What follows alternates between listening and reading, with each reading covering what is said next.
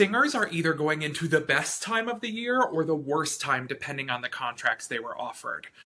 Summer can either feel like a breath of fresh air or a freaking gut punch. The ones with contracts and gigs are happy and excited, and the ones who worked their butt off in audition season and feel like they have nothing to show for it are feeling embarrassed and experiencing shame. But here's the truth. We all need to use our off season effectively and efficiently no matter what the outcome of our audition season was. Whether you're headed to Santa Fe or you're headed to your bedroom, you need to figure out how you're going to use this time effectively to propel yourself into the next audition season.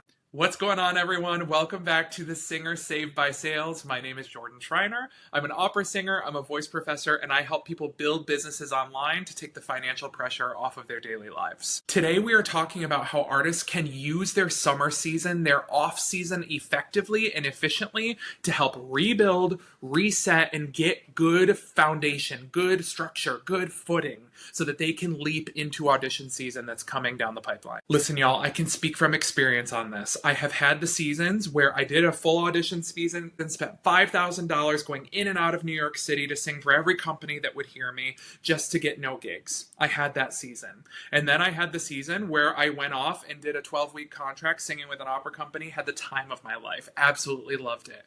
I have been in both, and I know that they each come with their own challenges. Whether you have summer work or not, this off season we are all going into as a community is where future success is born.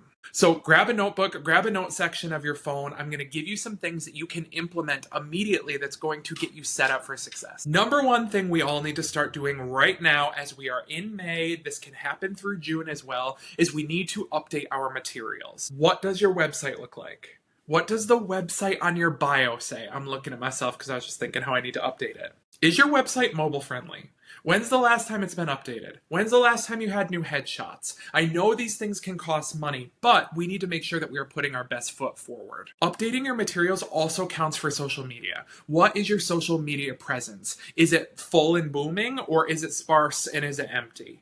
Do people know what you sound like in this version of your sound if they go to your social media and listen to you sing?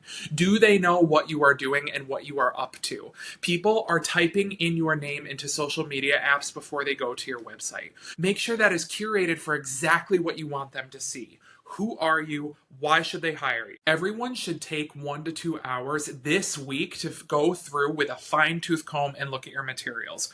What does my website say? What is the headshot? What is the bio? What is the schedule? What are the recordings that are on there? Then go to your social media. What are the top 25 things people are going to see first if they scroll through and listen and read? Taking the time to do this now and creating an action plan is going to make you feel so much better when you get into July and you realize those first applications start dropping and you're like, oh my God, I haven't even thought about this. Set yourself up for success now. Number one, go review your materials. The second thing we all should be doing in May, not June, not July, not August, in May, this month, this very day as I'm recording this, is that we need to refresh our repertoire. Have you sat down with your rep and looked through and said, this is dusty, this is crusty. I need these replaced. Are you going to continue with your starter from last season? Did it serve you? Did it book you gigs? Has your voice changed? Are you looking to present yourself in a different way in auditions? You need to go through and ask yourself this as the driver of the bus. Then you need to talk to your voice teacher about it. Then you need to talk to your vocal coach about it. Those should be your 3 decision points. Not asking your Aunt Sally Sue, not asking your friend from undergrad, not asking social media. You check in with yourself, you check in with your voice teacher, you check in with your vocal coach. Those 3 opinions are the most valuable. We don't want to have a huge opinion base. We want to keep a small circle that we trust, who knows us, who knows our instrument, our artistry, and the goals that we are pursuing. This is the best time to try new repertoire on for size because we don't feel the crunch. We don't feel the anxiety. Oh, I'm going to take this much time to learn the Mozart, and what if it doesn't work? We've all been there. Learn it now. How does it feel? Does it feel good? Is this going to take a lot of work to get ready? Is this aria something that someone could put you on stage for this upcoming season? Or is this a role that is going to be better for you in 2 to 3 years? Make sure you're being really strategic. Again, take it to your teacher, take it to your coach, ask the difficult questions. This is also a great time to create new performance opportunities for yourself. Not necessarily asking for criticisms and critique, but ask your friends to get together. Ask your singing friends to get on a Zoom. Download Accompanist and perform for each other. Do little mini master classes, little mini performance classes where you sing for each other. Get nervous. Try out new repertoire. How could you implement something and make it a fun activity that your friends get together and make music and cheer each other on? Get out the nerves in the new repertoire you're trying out before you take it and coach it. Tip number 3, record early, not last minute. Y'all, I know if you are in the career, you are aware that every year they push the applications sooner, right? It's like we used to think that this one would come out in early September. Now it's the last week of August. Now it's the third week of August. Oh my God, I'm in the middle of this program and they're already asking for recordings. We haven't had recording day yet. I don't have any fresh recordings. Let's not do that this year.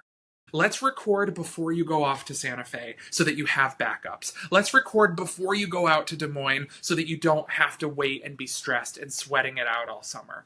Learn the repertoire in May, coach it in June, and get some recordings done so you're ready to go and you don't have to stress. May is also the time to go look and price different studios.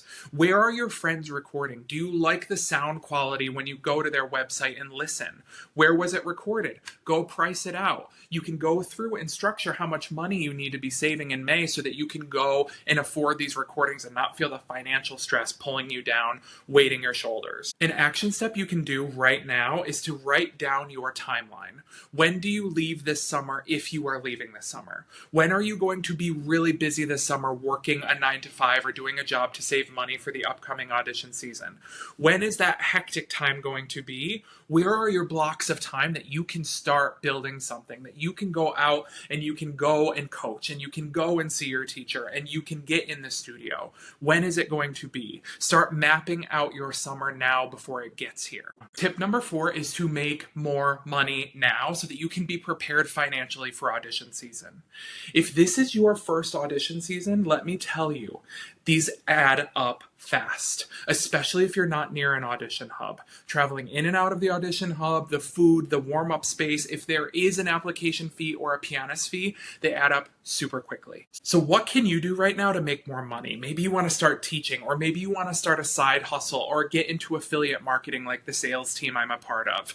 Maybe you are looking to go deliver groceries or do something on the side to bring in extra money to tuck away for audition season, to tuck away for your new website design or your recordings.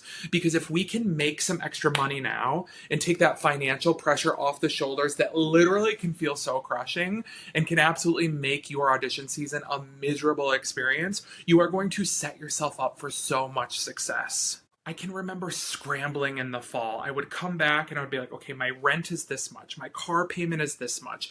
X, Y, Z, groceries, all of the things. And then it's like, okay, an audition season. So from New York, getting into New York, and then I got to pay it for parking at Secaucus. And then I got to take the train. And then I got to get a warm-up room at Opera America. And then I need to eat. I need to buy food because I hadn't eaten all day and I didn't have a cooler or whatever, right? All of these things add up. So if we can start to plan and we have a little cushion in our savings and our checking, a cash fund, whatever, it is going to let you sing. It's going to let you perform, and it's going to let you feel not so stressed about investing money into your career. So what I want you to do is to game plan. What can you do to start making an extra 10%, 20% compared to what you made in the past 6 months? Where could you find 10% more income? Or maybe you need to go start something. And if you are looking to make more money and you want to do it online with affiliate marketing like I do, I'd be happy to show you our sales team, our tools, our systems. Just send me a DM with the word biz in it and we can have a conversation. If it's for you, cool. If it's not, no big deal. Tip number 5 is to build systems for the fall. Now, what I mean by that is what are the things you do on a day-to-day basis that you can systematize? For example, if you are actively creating content for your artistic brand, can you batch content? Do you have a day that you can have a few outfits and you can shoot a bunch of videos so it's done for the week? You can even schedule the post so that you can set it and forget it. Could you create a system around your personal branding online? Could you create a system around your emails? Could you use ChatGPT to help you figure out your travel plans? Could you use online resources to help you figure out what do I actually need to order for groceries this week? Where can you take the pressure off of your brain, your mental capacity, that you don't have to be on it all of the time, but you have systems in place to fall back on?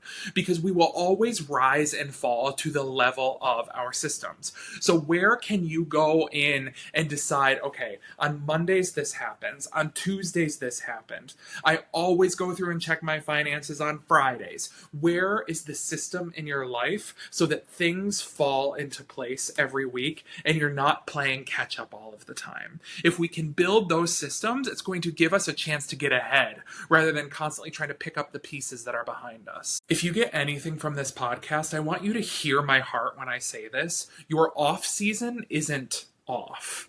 Your off season is a chance to recharge. Your off season is a chance to reflect. Your off season is an opportunity for you to look at things, look at how you performed, whether it was literal performances or whether it was the performance of your auditions or your applications or your productivity.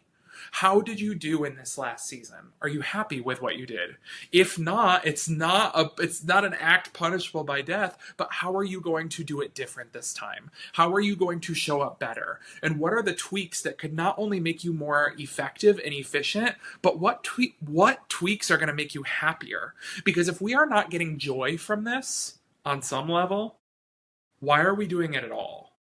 So we need to find some joy, and we need to be able to go through and ask ourselves the difficult questions, because some of you are planning an audition season for the fall that you probably shouldn't even do because you've fallen out of love with this career. And some of you are so terrified to do an audition season because you're afraid of failure, but you love it so much and you want to give it another 5 years.